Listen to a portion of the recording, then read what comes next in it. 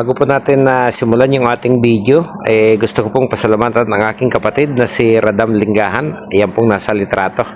So sa amin pong walong magkakapatid ay tanging siya na lang po yung naiwan dito po sa bayan ng San Narciso. Kung kaya't siya po yung aking napapakiusapan na kapag may mahalagang okasyon po na gusto kong maging content, siya po yung pinakukuha ko ng video, katulad po ng video ito. So ito po yung araw na ng Biyernes Santo, Lunes po hanggang Huwebes. Yan pong mga senturyon na yan ay umiikot sa bayan ng San Narciso at nagsasadula po ng paghahanap sa ating Panginoong Hesukristo. At sa araw po ng Biyernes, umaga hanggang alas 12, kapag kunwaring nakuha na po nila o nahuli na nila si Hesukristo, ay dadalhin po ito sa labas ng bayan kung saan ay isasadula po yung pagpapako sa cross, mga kabihero. So ito, panoorin po natin yung mga kaganapan.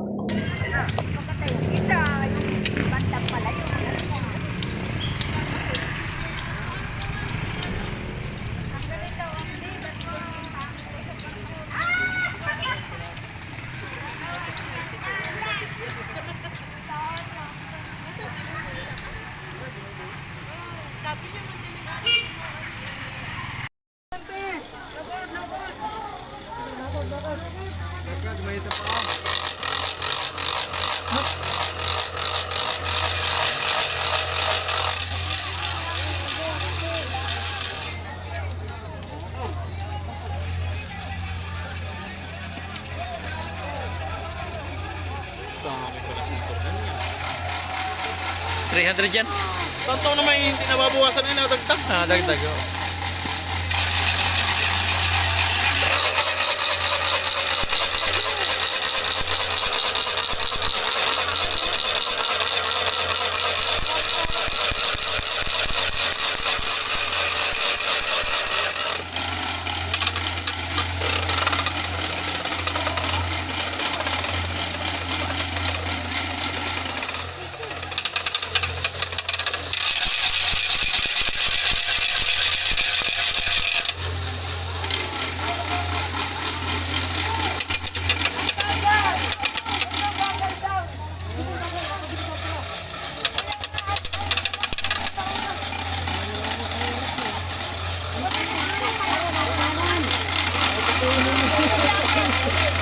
Alauna tabog dyan. Ha?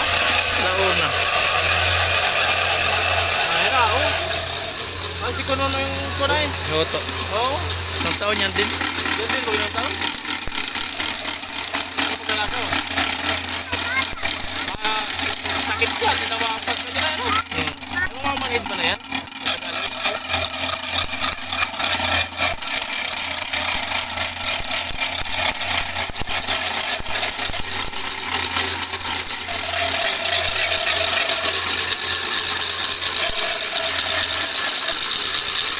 Kumayan malapot, ayan ano?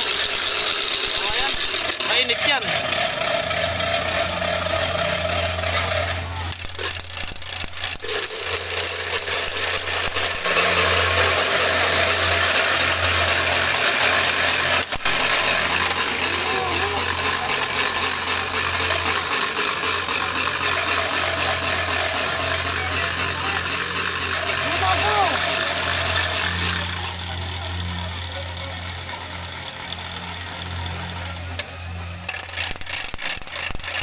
Mahirap din yung paghila niya, ano, yung hindi magkakasabay.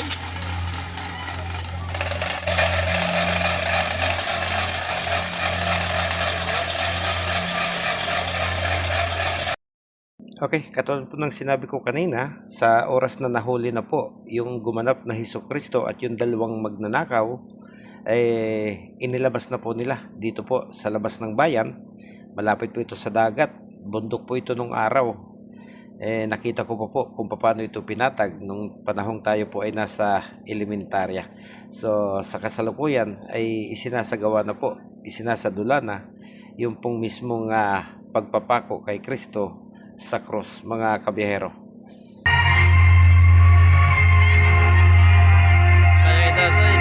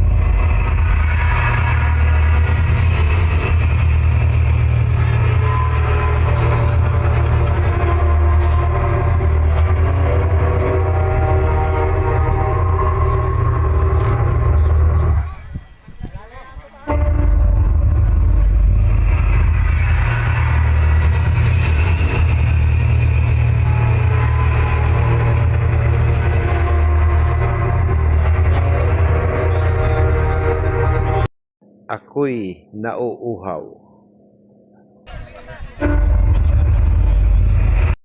Naganap na.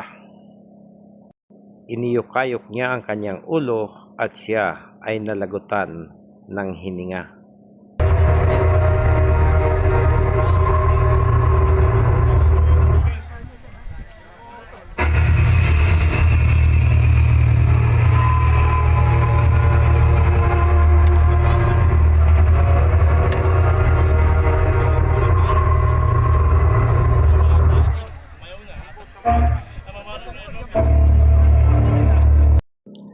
Pag natapos na po yung mga kaganapan dito, ang mga senturyon po ay magtutungo naman sa simbahan ng parokya at paglabas po ng prosesyon ay katuwang po sila ng simbahan na magsasaayos po ng daloy ng prosesyon paglabas hanggang sa makabalik pong muli ng simbahan. At kinabukasan sila po ay magpapahinga at pagdating po ng alas 10 ng gabi ng Sabado, iyon naman po ay paghahanda para doon sa Sabado de Gloria kung saan ay magaganap po yung muling pagkabuhay. So doon lamang po sila makakapagpahinga at makakapaghubad ng kanilang mga maskara, mga kabiyahero.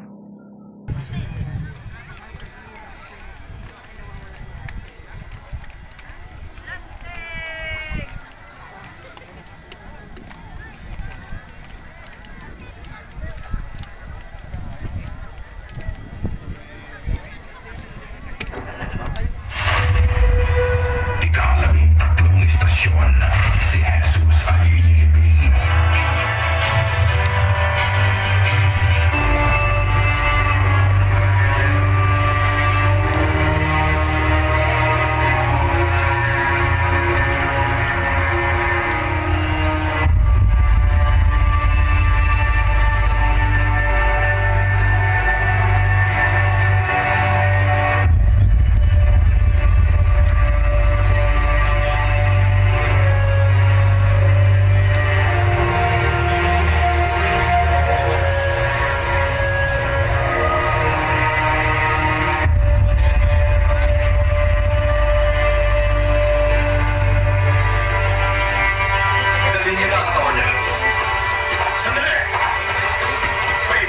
si Poncio Pilato.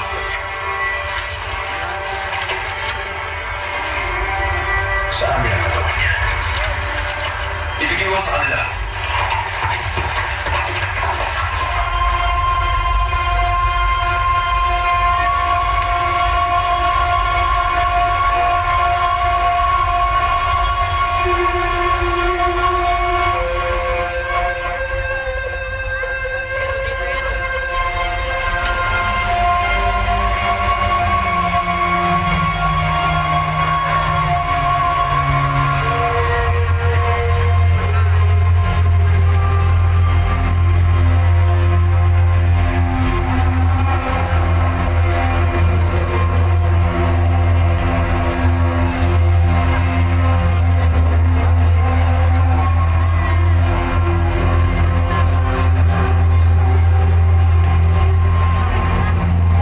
Okay, mga kabihero, sana po ang video na ito ay nakatulong po sa inyo sa inyong pagninilay para po sa mahal na araw na ito. So ito po yung mga kaganapan ng Biyernes Santo dito po sa aming bayan.